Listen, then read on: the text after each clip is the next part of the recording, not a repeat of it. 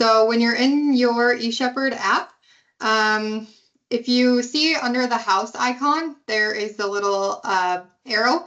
And if you weren't aware, when you click that, it will help find your location. And that's what that little blue dot is indicating. That's where I'm sitting right now. And now when you go to right under that arrow, if you click the plus sign that says add, if you click that, you always have had that add landmark option, but now you have the add VP option.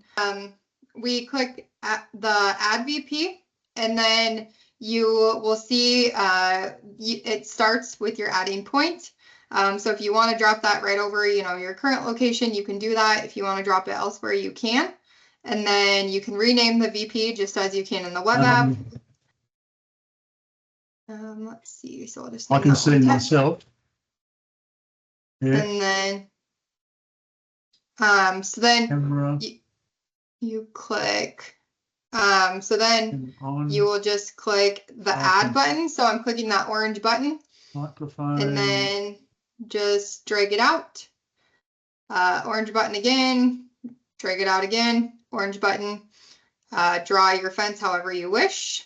And then drag it back to that starting point and click close.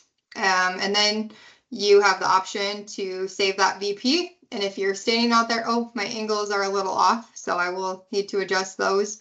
But if you're standing out there in the field, you have the option to then just do that activation. Is it on now or not? Right away. So I think someone is, I might mute Kevin just for the moment.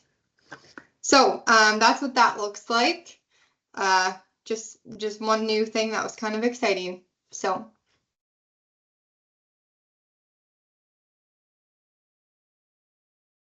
All right, welcome everybody. I'm sure Kat's done an introduction. Great to have you all here. Thanks for chiming in, and really excited to be sharing some experience from Kev and Nettleton. Welcome this morning, Kev. Thanks for joining us from sunny Western Australia. Fantastic to have you here to talk about your cow and calf operation. Of course, love you guys putting stuff in the chat. So if you've got any questions, please load the chat up, because once we've had a good chat with Kev, we're going to answer some of your questions and just talk about a little bit about what's new in eShepherd. All right, Kev, how are you feeling today? Are you excited? Highly excited. Yeah, good. Looking forward to it. Yeah, no, great. So, Kev, we've been chatting for a number of months. You came on board with the eShepherd, I think it was about early in the year, wasn't it? Around sort of March, April? March, yes. Yep.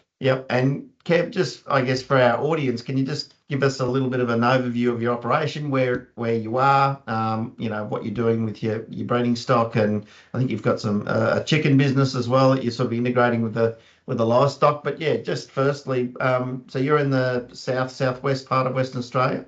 Yes, that's correct. Yeah, for people who got access to a map or know the place, we're just over 2 hours south of Perth. Yep, and you're running a Limousin stud. I've got that right, Limousin stud. Limousin, not a limousine. Not a limousine. Yes. No, we qualified that earlier. Yep. Yep, Limousin stud. And so I guess, listeners are probably interested, how you first started with eShepherd.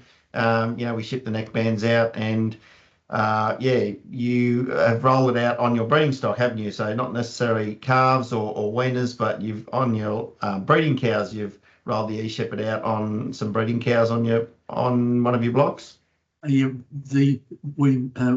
currently running 50 producing breeding cows, and another 13 yearling heifers, which they have been mated. We haven't preg tested yet, but that's our setup at the moment. Yep. So I've just got your property map up here on the big screen for everyone to see. So as you can see, Kev's down south of Perth, in this region here, and it's a nice part of the world, I believe, out there. You're not far from the ocean, that's for sure. No. And sandy soils, I believe, in that area. Very, very sandy. Yes. Yeah. Yep. So we've got the 2 blocks here, and I think there's also a lease block up the top here, isn't there, where you've got a few of those? Yes. Yeah, a few of those heifers. The two home blocks are on sand, and the lease block is on heavy clay country. Yep. Yep. And Kev, just walk us through your journey a little bit. So, firstly, putting the neckbands on animals, you've got a couple of different setups, haven't you? You've got a Clip-X crush and another Queensland crush. Just talk us through putting the neckbands on. How did your animals react? Interesting, from no reaction to quite an impressive bucking display for 30 seconds or so, and then that was it, done. Yep. So the animals, the older cow, excuse me, the older cows were basically showed no reaction. Mm-hmm. Yep. And they have been over on this western block, haven't they, for a period of time? But you've just moved them over to the eastern block. I can see you've got all the animals in that particular mob, the little blue ones there, Yep. in this virtual paddock. And so this farm here looks like it's split up into 4 quadrants. So you've got sort of equal proportions there. Yep. Yes. And then you've started drawing some virtual fences, which these ones are obviously inactive at the moment. But yeah, these animals, they've got calves at foot, have they? They're all have calves at foot. Yes. Yep. Yes. I'll wait for you to ask the next question, then I'll go from there. Please, Kev, you can elaborate for sure. Happy for you to just sort of share, where you're at to in the production cycle, I guess. And when did the cows calve? They calved from March through to June. Yeah, March through to June. Yeah, righto. And did you have the neckbands on during that time? Yes, whole time. Once they've had the neckbands on, they just stayed there. If you have a look at the virtual paddocks on the right-hand side, we go a little bit further right to the virtual paddocks. That gets quite wet on that boundary fence line, and that gave us the ability to be able to manage the grass absolutely perfectly. So it was a win-win situation. The cows got a change in grass, which kept them on good grass most of the time, and the calves just wandered around that physical fence on the edge of the virtual paddocks. So it gives you much greater control over your grazing patterns.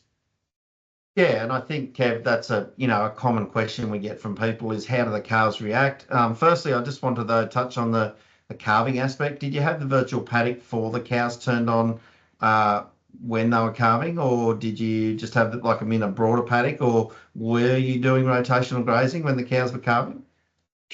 We calve in autumn, so our grass at that stage is nil.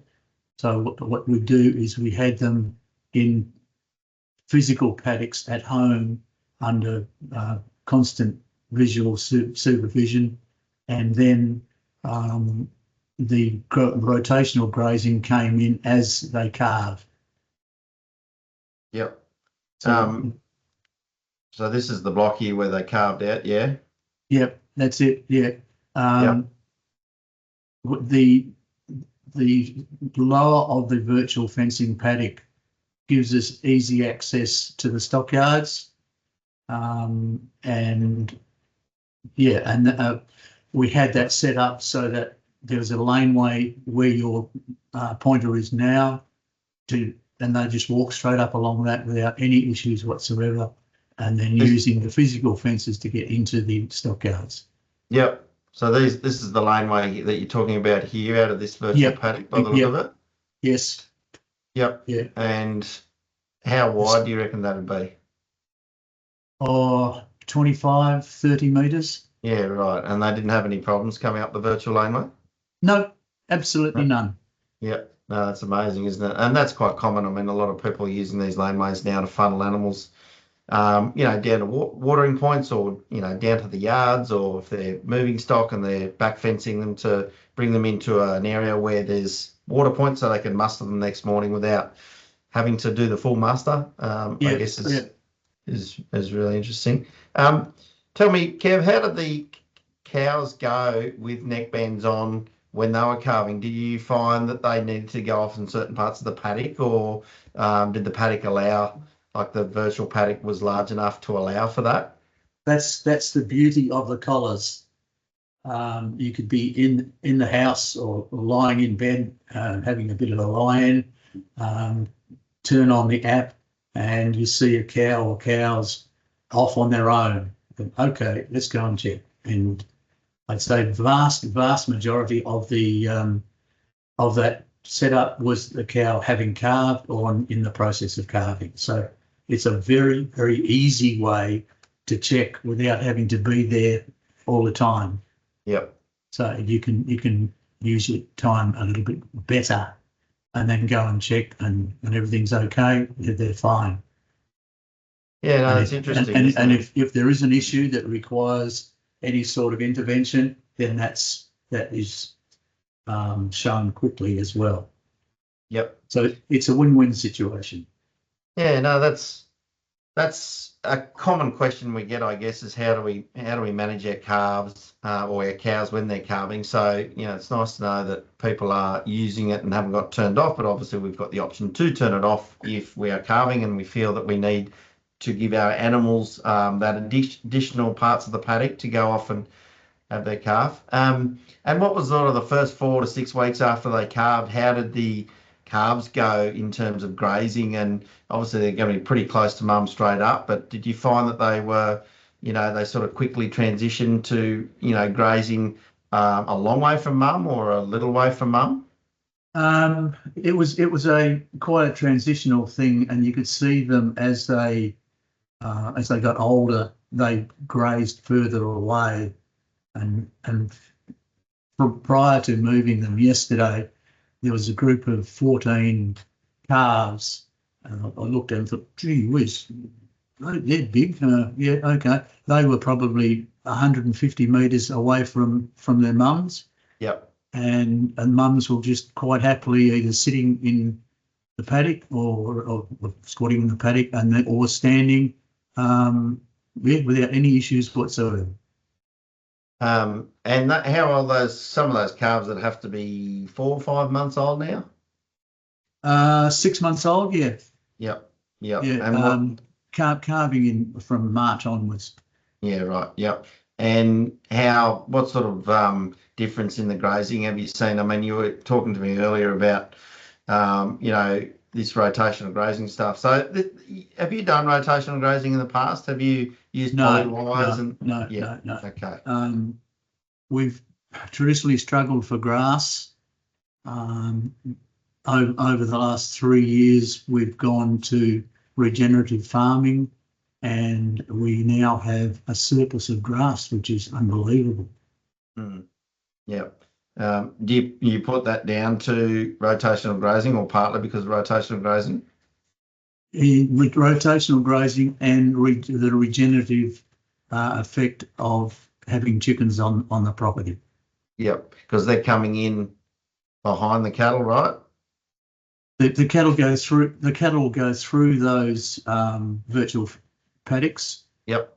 And then the chickens come through in hoops, you'd say, of 20 metres, and then they're moved every day. So you get change every day. And then so cows go through, chickens go through, and within about 3 weeks in the growing seasons, you've got feed back up to low to mid shin height. Yep. And that's the premise of and the principles around rotational grazing. It's shorter grazing periods, more densely populated with animals, longer rest periods, improving the soil carbon, improving the soil fertility, and obviously with the additional benefit of chicken manure, I'm sure the grass feels like it's on steroids a little bit. Yeah, and there's no cost for spreading the manure. Yep. Which is good fun. Yeah. Very good. Yeah. And yeah, good.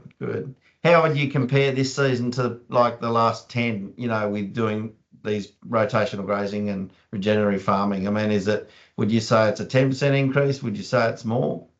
I wouldn't quantify it. 2003 over here was a shocking season. We had very, very dry spring, and it didn't rain until after autumn. And you could see the effect on the native bush as well. We lost huge big trees across the state.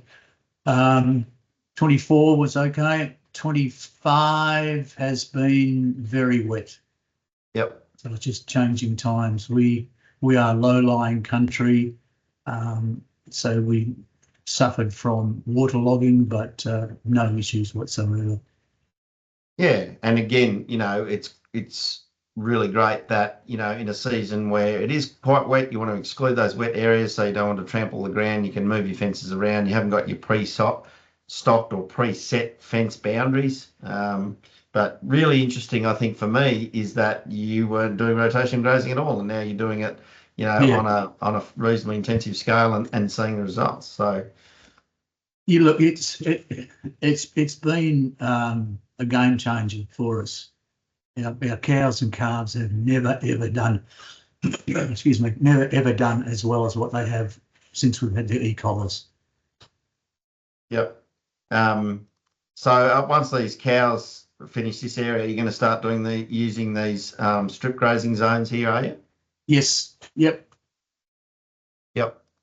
What's interesting is, Kev, you've got them overlapping. Is that just for the transition from one cell to the next? Yes, it is. Yeah. Yep. Yep. And how do you move them? Do you move them manually? Do you use the scheduling feature? Do you transition 50% of the paddock at the time and then go nudge them into the new paddock, or do you find that they just move their way in naturally? We've got a very cooperative cow group. We just change the fences and they move accordingly. Yeah.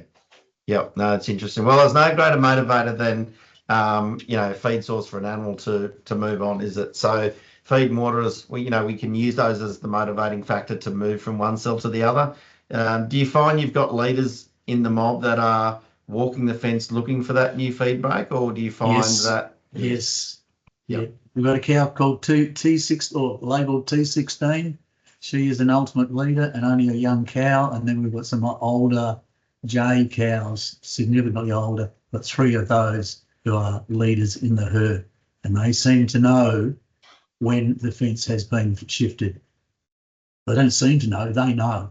Yep. So, for anybody considering looking at doing rotational grazing at any scale, whether it's a small scale or a large scale, we do rely on those leaders of the mob to identify that the fence is down, because they're constantly pushing the boundaries. They're constantly interacting with the fence to see where those boundaries are. And then as soon as they realise that the fence is down, they're moving into that next area and bringing the rest of the mob with them. And if we have the returning to paddock feature turned on as well, that will come behind the stragglers in those old grazing areas and bring them into the new grazing area, and then shut that existing or older cell off. So we can automate that process. You can do it via the phone app or you can do it via the web app.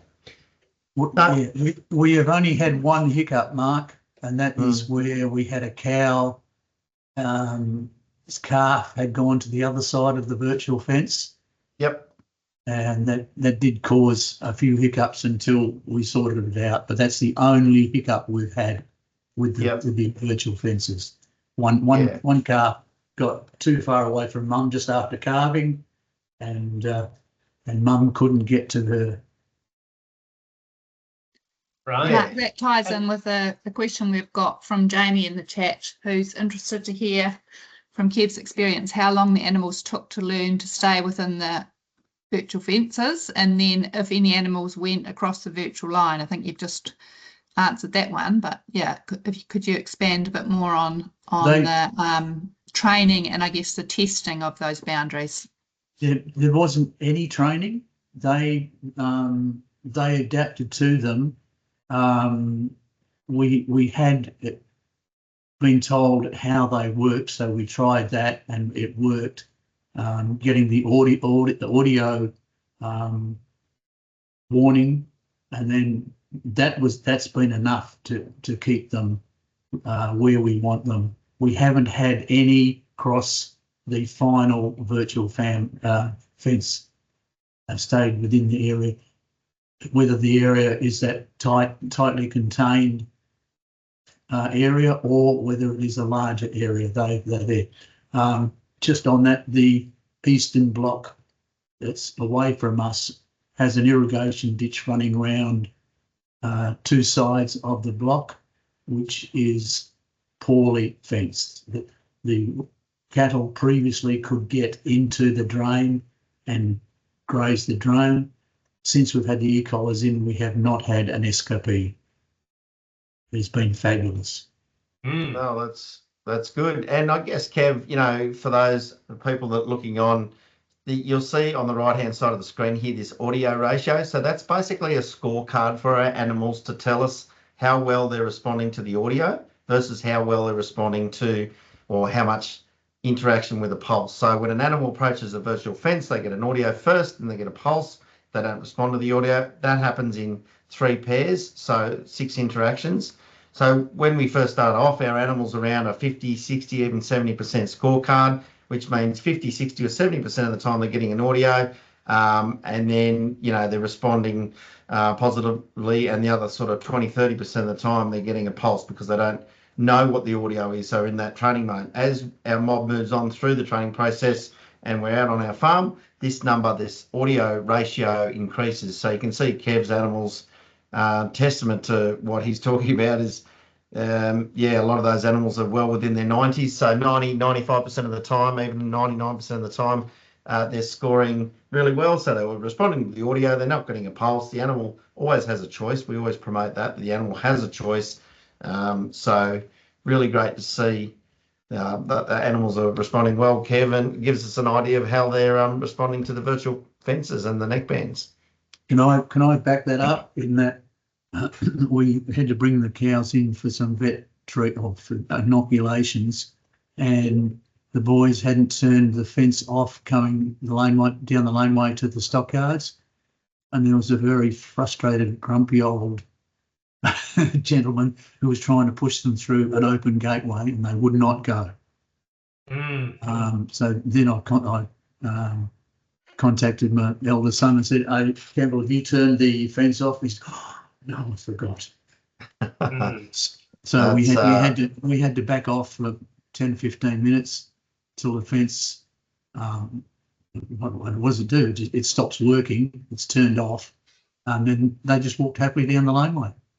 Yeah, and look, Kev, it's a common practice when people are learning, because we're all used to the traditional ways of moving animals, and forgetting to turn the virtual invisible fence off happens from time to time. But I am interested, Kev, in this northern block here.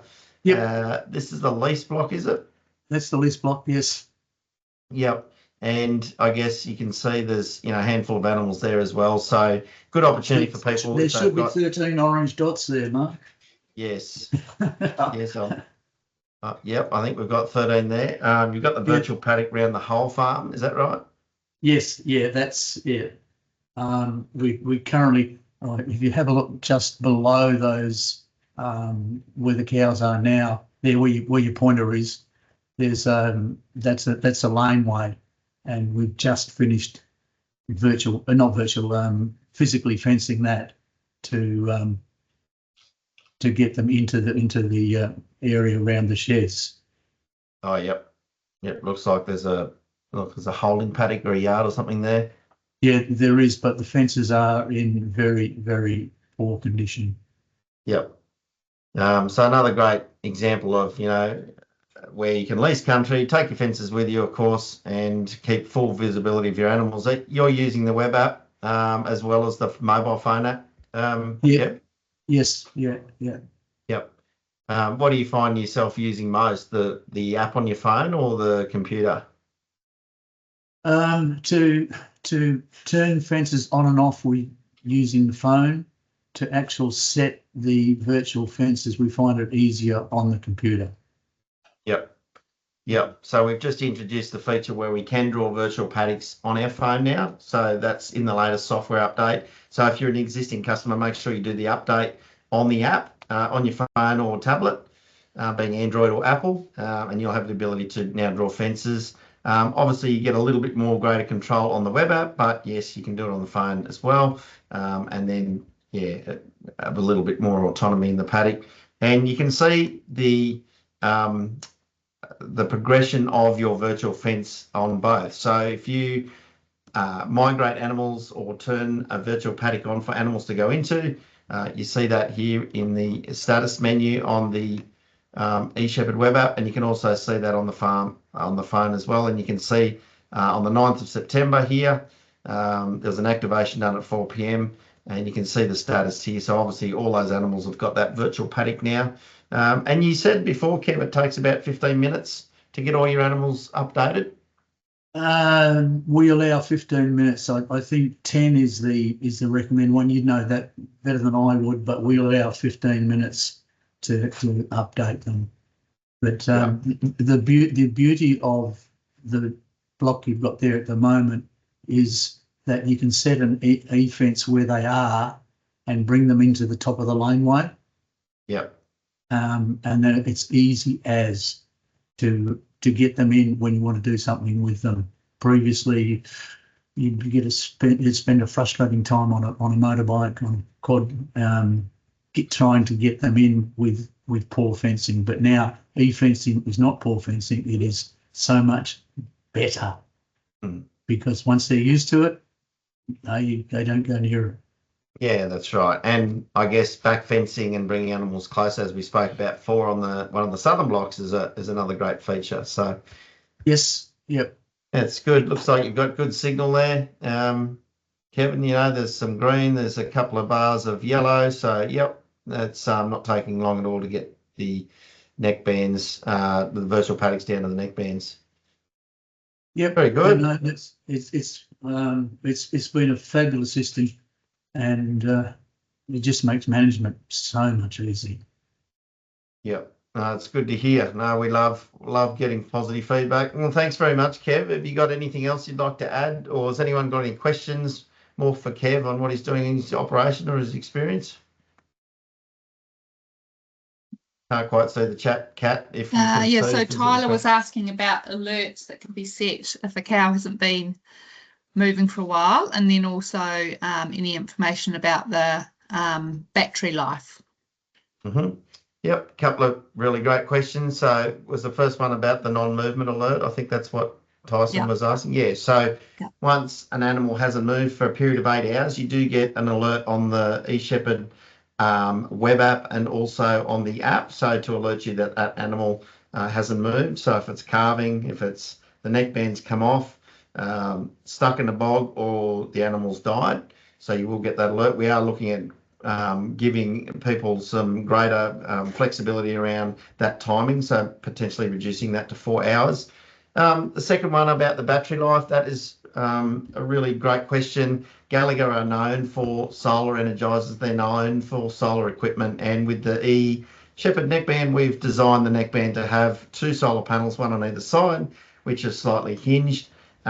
So basically that neckband has a massive long life lithium battery in it as well. So we know that from experience, particularly in Australia where we get lots of sun, we have absolute minimal battery issues in terms of power autonomy. The neckbands will work for 1 to 2 weeks depending on their workload without sunlight. So if you have an adverse weather event, the neckbands will still operate and continue to do all their functions, and last through those unseasonal wet or cloudy conditions. And the neckbands are really clever. They will work harder when they're closer to the virtual fence line, so they'll interact with the satellite a lot more. And when they are away from the virtual fence and in the middle of the paddock, they'll work less to conserve battery power. But in Australia, thankfully, we just don't have those issues of power. So any more questions there, Kat? Yeah. Can I answer a question that came up on that one, please, Kat and Mark? Yeah. Someone asked about the accuracy of the e-collars.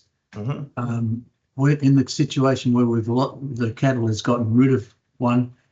You just go out with your mobile phone and you are directed by your interaction with the phone, and you've got a blue flashing light on your phone, so you're taken exactly to where the e-collar is. So in terms of location, with us, it's not an issue. You go out and you pick them up. Yeah, and I guess, you know, the only time in my experience that I've seen a neckband come off is if they were fitted too loose, or if an animal got caught on a tree and they actually broke the neckband, which actually doesn't happen that often, but it is something that potentially could happen. So, yeah, Or, it really or they flick it up over their heads with poor fencing, which is probably the neckband's just a little bit too slack. But that's the Eastern Bloc is the only one where we've lost head and neckbands. Yep. No, that's right. Good. Thanks, Kev. What else we got there, Kat? We got some more questions. I think I saw it. Here we go. Scrolling down. Level of accuracy, so plus or minus half a metre. The neckbands are pretty accurate. Not pretty, Mark. Very accurate. Okay. Very accurate. I'll stop being so conservative, Kev. A good comment here from Brandon. We had smoke for over 7 days last year and we still never got a low battery warning. So that's testament to how they keep operating. Yep. No, that's great, Brandon. Thank you. And yeah, you do get a battery alert on the system and we can see when they are starting to run low, and there are things we can do in the background if we need to, if we get into that situation. Then there's also a question, how strong a cell signal is needed to operate the system on the cellular network? Yep, great question, Kat, around cell service. So for those of you who are new or potentially thinking about it, there are 2 versions of the neckband, the cellular version or the LoRa base station version. But the cellular version, in my experience, you probably need around at least a good solid bar, but ideally 2 bars of 4G here in Australia.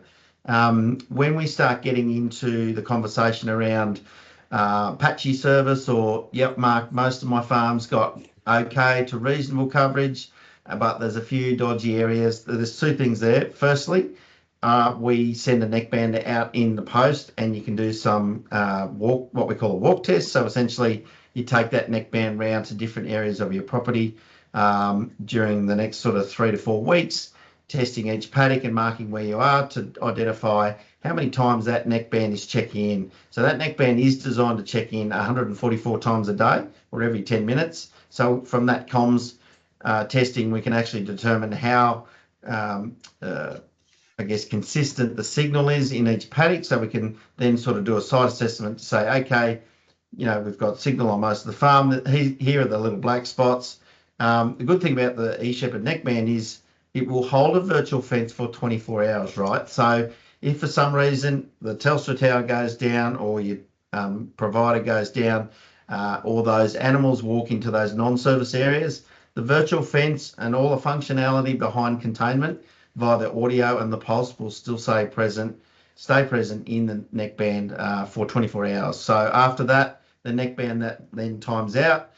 That's very rare in our experience that would happen. The only reason that would happen is if the tower goes down for a prolonged period of time, or those animals walk into those areas and don't come back into phone range. We can get around that a little bit as well in terms of paddock design. If we've got watering points that are in service areas, that's really great because animals will, particularly in summer, come to water once, most likely twice a day.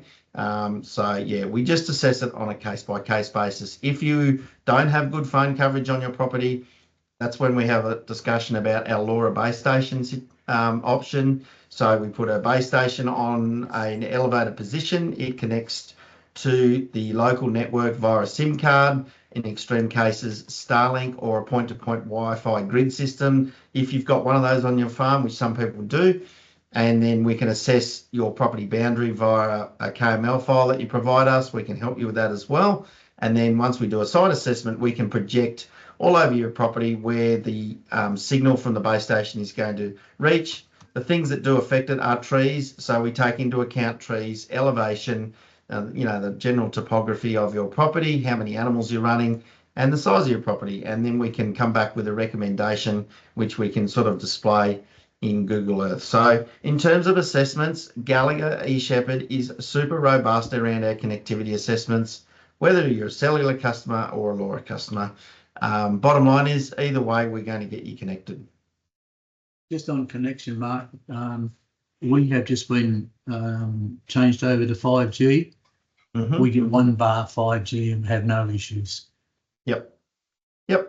And that's fairly consistent with what we see. I mean, a lot of places do have minimal service, but again, if we're concerned about the comms, yeah, we can certainly do that testing. Thanks. Thanks, Kev. What else we got there, Kat? Robin's querying, just to confirm, people use these while their cows are calving, 365 days a year. And answer is yes. Brandon's replied 16 months and counting. Excellent. I guess, is there any commentary on that from either Kevin or yourself, or anyone who would like to talk about that? Yeah, well, I think Kev sort of touched on it before. It really depends. There's so many variables, right? So if your cows are calving and you find that they don't have enough room to calve or go off and have their calf, it's simply a case of making a virtual paddock larger and transitioning those animals to the existing paddock to a larger paddock. So that's an individual management decision. If you're concerned at all and you don't want the animals to be contained virtually, obviously you can just turn off the virtual fence. The neckbands stay on the animals. They stay live, they stay active, so you can still see where they are. And as Kev said before, if they've moved off to different parts of the paddock while calving and you want to keep an eye on them, you still have all that same visibility of your animals as if the virtual paddock was turned on. So just because it's turned off doesn't mean you don't have visibility. It just means that they won't be contained.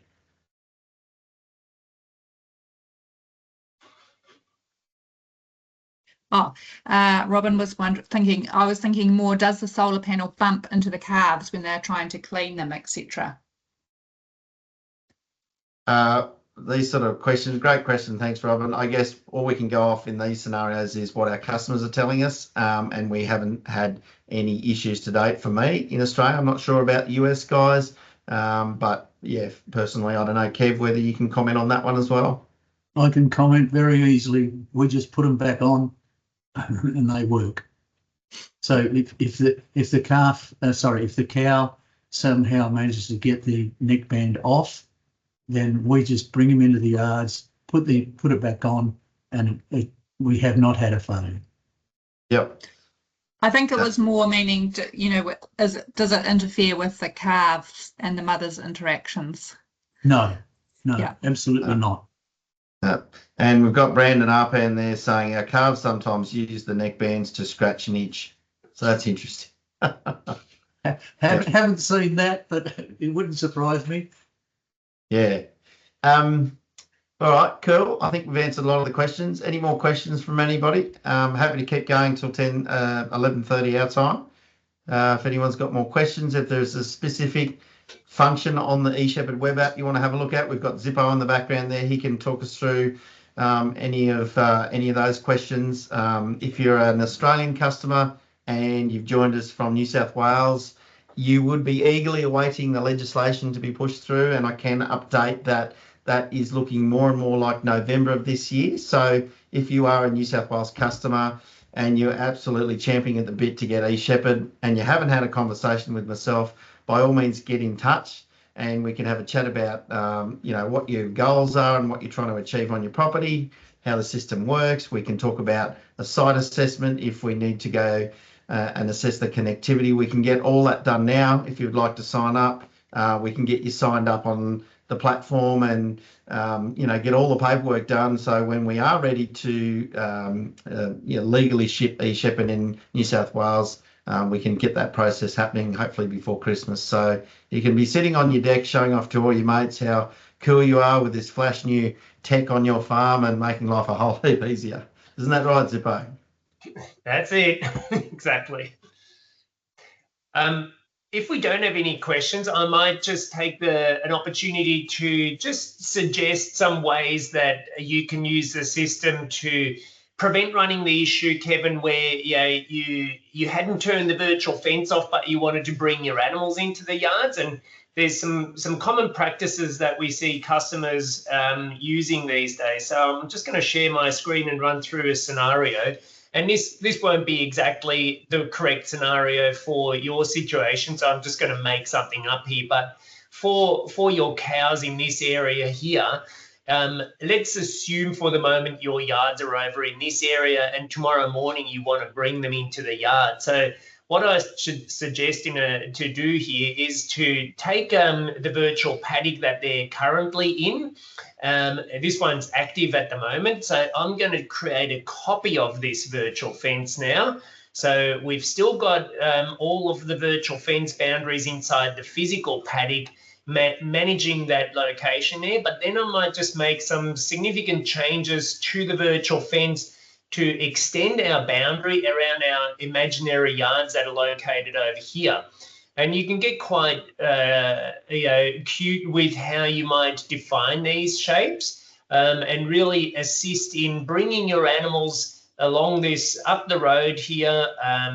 You can prevent them from coming down the wrong side of the road, and we can get really fancy with how we might structure this laneway to maintain the current location in the paddock, but allow your animals to come up to the yards at any time, right? So if I save that, we can have a close. Oops, it showed as being on for a second there. So, right, with this kind of scenario, you're still maintaining the grazing area that they've got access to at the moment, but it allows you to bring them back, let's say, to the imaginary yards here, and then back again into the paddock without ever turning off these virtual fence boundaries that are managing your grazing area. Does that make sense? Can I just take that a bit further? If you go west, which is to the left-hand side, you're on a road there now. Yeah. And keep going west. Keep going. See that's our virtual paddock. That's our physical paddock there. Yes. Can we put the virtual fence on either side of the road and walk them up there? Yep, absolutely. Yes. Yep. Thank you. So yeah, for sure, right? We could simply extend that scenario even further and drag some of these virtual fence boundaries all the way over to where you want to bring them. And again, right, the same applies. Like you may not want to just bring them into this physical paddock here, but all the way to, I don't know. Again, I'm just going to make some assumptions, but you want to bring them into a particular area there, and then you can. Get again reasonably accurate with how you follow your road. Now, one limitation that you might run into when you're trying to create a complex and long corridor is you may run out of fence posts, right? So at the moment, you can see down the bottom here, the available points, or I'll call them fence points. We've got 12 remaining. There's, I think, 31 in total that you can use for this. So the way to manage that is to try and just be conservative with fence posts where you don't need them. So any that are not actually adding any to the definition of your geometry, you can pull them up again by just clicking on them. But then you can really bring it in reasonably tight on that road to, again, assist you with bringing your animals in. And how do you know when you've reached your limit of fence posts? You just keep watching down the bottom here. So right at the moment we're at 13, and as I continue putting more fence posts in, the counter reduces, right? So I'll just continue using some more. Now we're down to 11. Again, if I make some further adjustments and add more posts, that number will just continue decreasing until we've reached the limit. Okay, so so that you're using 26 posts now, is that correct? 25, 26? Yeah, yep, correct. That's right. Yep. The total that we've used, actually in this case, is the total the remaining. Let me just check. Yeah, so the total remaining here is 24, but That includes some of the ones that we can use for an exclusion zone as well. So there's actually a cumulative count here that says what's remaining in total. And actually, I'm not sure whether you've used the exclusion zone feature before, no, we don't. We don't need to. I guess. Zippo, I was going to say, Brandon has just made a comment, and if you want to quickly flick across to Brandon's profile, he's actually got a back fencing mustering process at the moment. I'm sure from the comfort of his and the warmth of his lounge room. But I just jumped onto his platform then to have a quick look, and it looks like he's successfully bringing animals in from the western side across to a dam where he's currently got a virtual paddock. I don't know if Brandon can talk because he's probably not made as a presenter, but we might bring him in next time. Oh, you can. Cool. Did you want to just touch on what you're doing here, Brandon? Sure. Please? So you're on the right herd, which that's our main herd. Just nearby, just a little bit to the northeast is where the corrals are. We're bringing them in to work them tomorrow. And you can see there's actually kind of two virtual paddocks active at the moment. The bigger one that goes further west, that's where they were grazing, and I want them in to the body of water that they're actually all concentrated in right now, to be able to, so that I don't have to go out, tomorrow and gather them. I'll just go out about 10 minutes before we want to work them and basically pull them up to the corrals, because I'll turn on another virtual paddock first thing in the morning before I go out. That actually includes the corrals. It's actually kind of already drawn. But yeah, basically they're all out grazing, and I knew that they were going to want to go to water this afternoon, so I turned on the one that allowed them to come to the nearby water source, and then I'll basically turn on the one that you've got highlighted first thing in the morning. Excellent. Yeah, I mean, that's certainly these kind of tactics of manipulating your virtual fences to already bring your animals as close as you can to your yards for any work that you're going to be doing. We're seeing more and more customers using that, and it's fantastic. It's a huge labour saving, and it's also very low stress on the cattle because they're coming in on their own at their own pace. They don't have to rush. So yeah, great application of the system. Excellent. Good stuff. We've just got a couple of minutes left. I got the opportunity to say thank you for Kevin for spending some time sharing and opening your operation up to us to share with the audience. And great to see that it's working. Great to see that you've able to do some rotational grazing, which is really cool. You've got the lease block in the north, which you're keeping an eye on those animals. You're using the app on your phone, not just the web app. So you're using it on the go, which is fantastic. Thanks again. Kev, great to have you on, and look forward to continuing to watch your journey from afar. My pleasure, Mark. Thank you. Good stuff. Excellent. Sure. Can you hear me? Sorry. Jamie, can you hear me? Yes. Mark? Yes. Oh, not now. Yes. I'm back on now. Thank you. Thanks, Mark, and thanks, Kev, for organising the session. I'm a lecturer at one of the universities in New South Wales, and we talk about virtual fencing a lot with the students. One of the questions that always comes up every year from someone is what happens when the animals break through the fence? Like if one decides to run off 100 metres, does the system just shut down, or does it attempt to bring it back in some way? I'm not sure if you can answer that. No, thanks. Thank you. Zippo, being far more articulate than I am, is really great at explaining this. I can certainly explain that, no problems at all. But Zippo, did you want to have a good deep dive into this one quickly with 3 minutes to go and just talk, I guess, around return to paddock?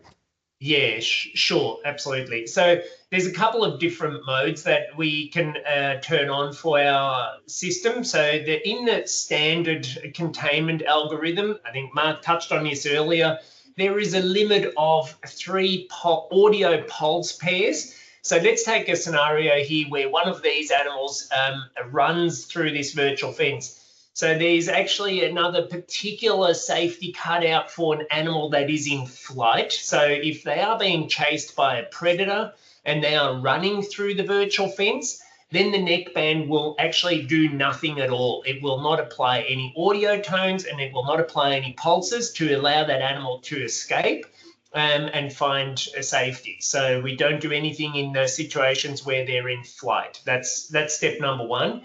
But assuming they are crossing the virtual fence boundary at a reasonable pace and they haven't stopped and they continue to go out into what we call the exclusion zone, then the neckband will follow this rhythm of audio tone first, the audio warning to say, hey, you're going in the wrong direction, followed by a pulse. That happens 3 times. And after that, nothing further happens. That's with the standard containment algorithm.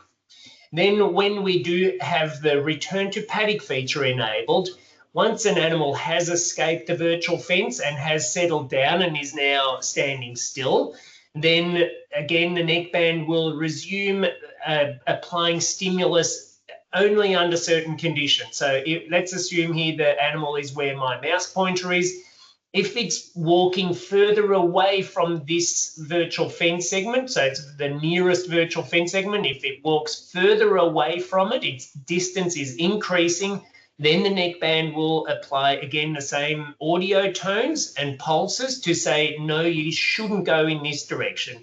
If the animal is walking back towards the virtual fence, nothing happens, right? The animal is free to walk back towards the virtual fence and back inside the virtual fence.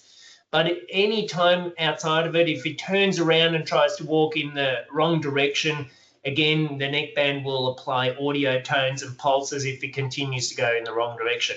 So it's kind of like a one-way ratchet mechanism to bring that animal back into the virtual paddock where it's supposed to be. So really at no point do we just needlessly apply pulses to the animal. The animal always has a choice to avoid getting a pulse by responding to the audio tone. So I hope that answers that question. Yeah, that's great. Thank you. Thanks, Hippo. Awesome. Well, 60 minutes, right on cue. Unless anyone's got any last minute question or questions, we might wrap that up. Again, thanks, Kevin, for jumping on. Thank you to the wonderful eShepherd team, which is growing rapidly now. We're putting more people on across Australia, New Zealand and the US to give you guys extra support. So really looking forward to bringing some more team members on. Thank you, Kat, from marketing for organising the webinar, always doing a fantastic job. And yeah, we look forward to seeing hopefully a lot of you next month again. Thanks, Mark. Thanks, everybody. Thank you. Thanks, guys. Have a nice day. You too. See you guys. Bye.